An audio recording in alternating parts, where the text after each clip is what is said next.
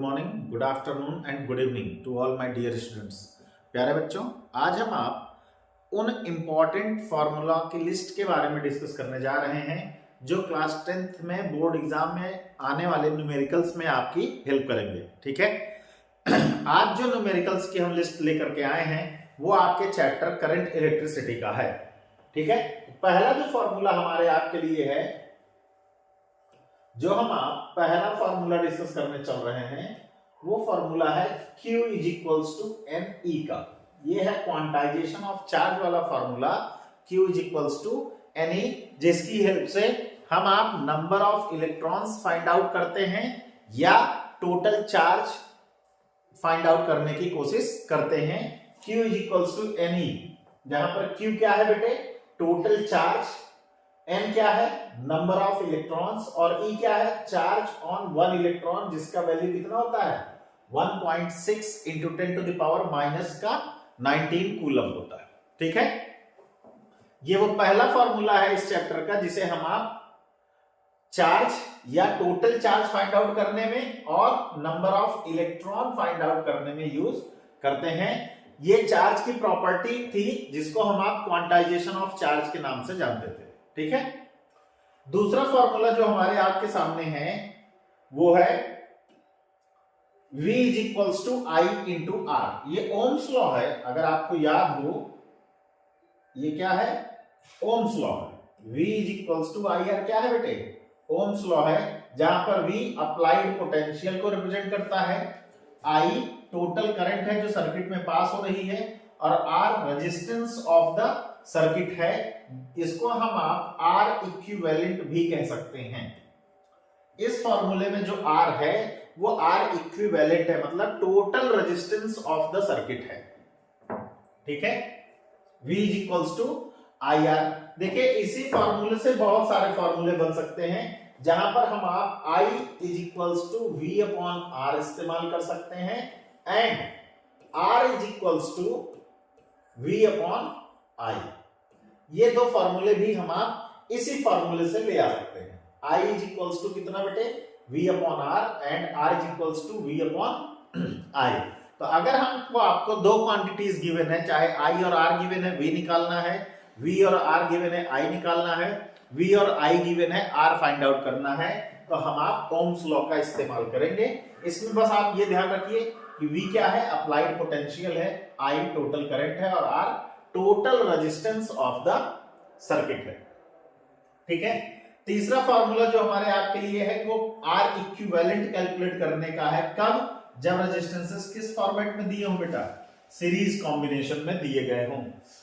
जब ढेर सारे रेजिस्टेंसेस सीरीज में कनेक्टेड हों और हमको आपको R इक्विवेलेंट फाइंड आउट करना होगा, तो हम आप इस फॉर्मूले का यूज करेंगे।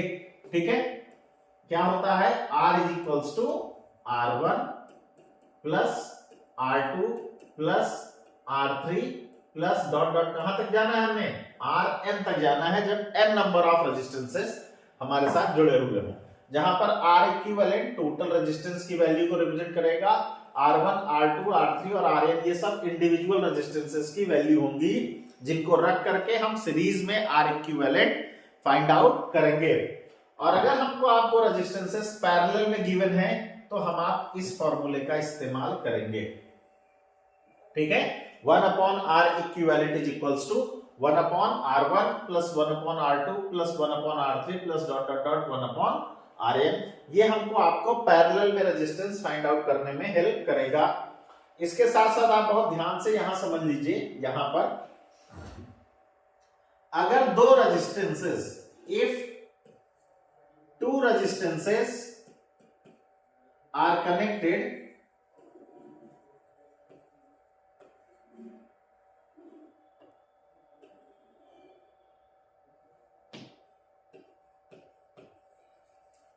if two resistances are connected in parallel, तो हम आप इस फॉर्मूले के साथ साथ यहां से लेकर के, कहां से, देखिए यहां से लेकर के ये वाला फॉर्मूला इतना ले सकते हैं फॉर टू रेजिस्टेंसेस। या तो ये फॉर्मूला हम आप अप्लाई कर लें, या इसके लिए सिंपल फॉर्मूला होता है R equivalent is equals to R1 into R2 upon R1 plus R2। ठीक है, अगर दो रेजिस्टेंसेस हमको आपको पैरेलल में गिवन है और हमें आपको उनका R इक्विवेलेंट फाइंड आउट करना है, तो हम आप चाहे इस फॉर्मूले का इस्तेमाल करें यहां से लेके यहां तक का, या हम आप ये फॉर्मूला इस्तेमाल कर सकते हैं R equivalent is equals to R1 into R2 upon R1 plus R2। एक बात का ध्यान रखने वाली बात है कि जब हम आप इस फॉर्मूले का इस्तेमाल करते हैं,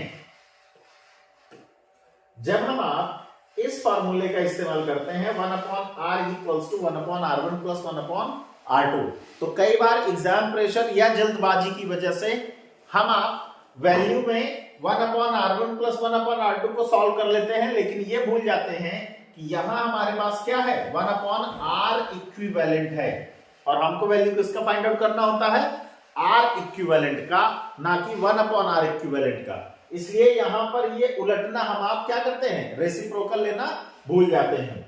इसलिए मैं रेफर करूंगा कि आप इस फॉर्मूले का इस्तेमाल करें R equivalent is equals to R1 into R2 upon R1 plus R2, और यहां आपको डायरेक्ट R इक्विवेलेंट का वैल्यू मिलता है, रिवर्स करने का जरूरत नहीं पड़ता।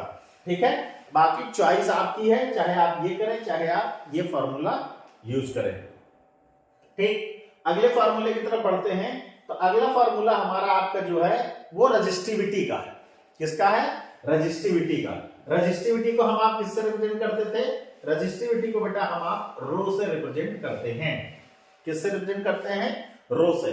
इसी रजिस्टिविटी का एक और नाम है जिसे हम आप कहते हैं स्पेसिफिक रेजिस्टेंस। क्या कहते हैं, स्पेसिफिक रेजिस्टेंस कहते हैं। रजिस्टिविटी का एक और नाम है स्पेसिफिक रेजिस्टेंस। किससे रिप्रेजेंट करते हैं, रो से, और इसको फाइंड आउट करने का फॉर्मूला क्या है, R इंटू ए अपॉन L। इसको फाइंड आउट करने का फॉर्मूला क्या है, R इंटू ए अपॉन L। कई बार हमको आपको रजिस्टिविटी जब फाइंड आउट करनी होती है तो वहां पर वायर का एरिया नहीं दिया होता है, वहां पर डायामीटर या रेडियस गिवन होती है। ठीक है, हमको आपको वायर का लेंथ पता होगा, वायर का रेजिस्टेंस पता होगा, लेकिन वहां पर एरिया गिवन नहीं होगी। तो एरिया कैसे निकालेंगे, तो एरिया निकालने के लिए दो फॉर्मूले हैं। अगर रेडियस गिवन है तो A is equals to pi R square का फॉर्मूला हम यूज करेंगे, और अगर डायामीटर गिवन है तो A is equals to pi D square by 4 use करेंगे। तो वहां से जब हमको आपको एरिया मिल जाएगा तो रेजिस्टेंस और लेंथ गिवन है, तो हमारा आपका रेजिस्टिविटी भी कैलकुलेट हो जाएगा। स्पेशली ध्यान रखिएगा कि जब भी हमको आपको डायामीटर या रेडियस गिवन है, इसका मतलब है कि हमें उस फॉर्मूले में, उस न्यूमेरिकल में क्या करना है, एरिया कैलकुलेट करना है। ठीक है, तो एरिया का फॉर्मूला 2 है। अगर रेडियस गिवन है तो पाई आर स्क्वायर, और अगर डायामीटर गिवन है तो पाई डी स्क्वायर यूज करेंगे। ठीक है, इसी के साथ साथ देखिए हमारे आपके पास एक और है रेजिस्टेंस फाइंड आउट करने का फॉर्मूला। रेजिस्टेंस किन किन फैक्टर्स पर डिपेंड करता है, इसका एक हमको न्यूमेरिकल मिल ही जाता है बोर्ड एग्जाम्स में। तो उसको फाइंड आउट करने का जो फॉर्मूला है वो क्या है, R is equals to rho L upon A. इसी फॉर्मूले से रेजिस्टिविटी वाला फॉर्मूला भी बना है। तो आप एक फॉर्मूला याद रखेंगे तो दूसरा आपको ऑटोमेटिकली याद रहेगा। R इज इक्वल्स टू क्या होता है, रो एल अपॉन ए, जहां पर L क्या है, वायर की लेंथ है। ये मान लीजिए वायर है, ये ऐसा। ठीक है, तो एरिया ऑफ क्रॉस सेक्शन क्या होता है, A। वायर का लेंथ क्या होता है बेटे, L। ठीक है, तो हमें आपको इसी L लेंथ वायर का, जिसका क्रॉस सेक्शनल एरिया कितना है A, रेजिस्टेंस फाइंड आउट करना हो तो हम आप इस फार्मूले का यूज करते हैं, जिसका नाम है R is equals to rho L upon A. यहां पर फिर से एरिया फाइंड आउट करने के दो फार्मूले, pi R square and pi D square by 4। अगर रेडियस गिवन है तो पाई आर स्क्वायर लगा देंगे, और अगर डायामीटर गिवन है तो पाई डी स्क्वायर बाई 4 लगाएंगे, और हमको आपको ये फॉर्मूला मिल जाएगा। ठीक है, इसी चैप्टर का जो लास्ट फॉर्मूला है वो है heating effect of electric current का।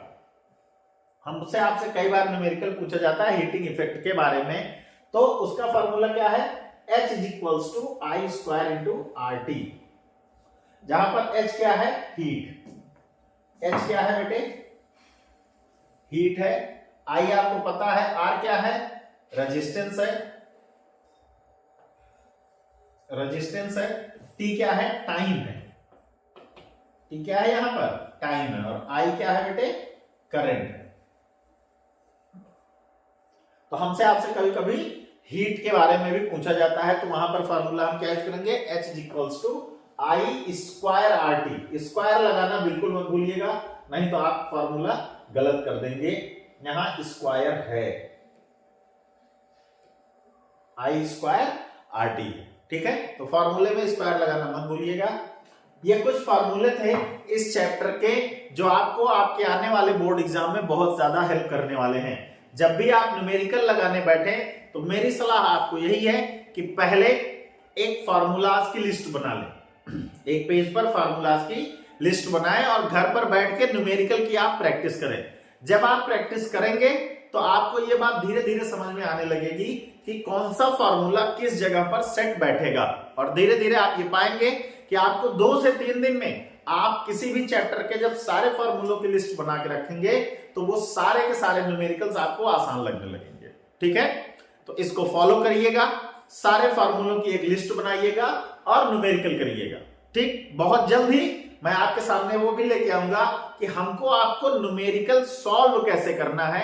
इसका प्रॉब्लम जब भी कोई न्यूमेरिकल आता है तो हम आप किन किन स्टेप्स को फॉलो करते हुए इस न्यूमेरिकल को सॉल्व करेंगे और आपको पूरे मार्क्स मिलेंगे, ठीक है। तो जल्दी से लिस्ट बनाना शुरू करिए फार्मूलाज की। मिलते हैं।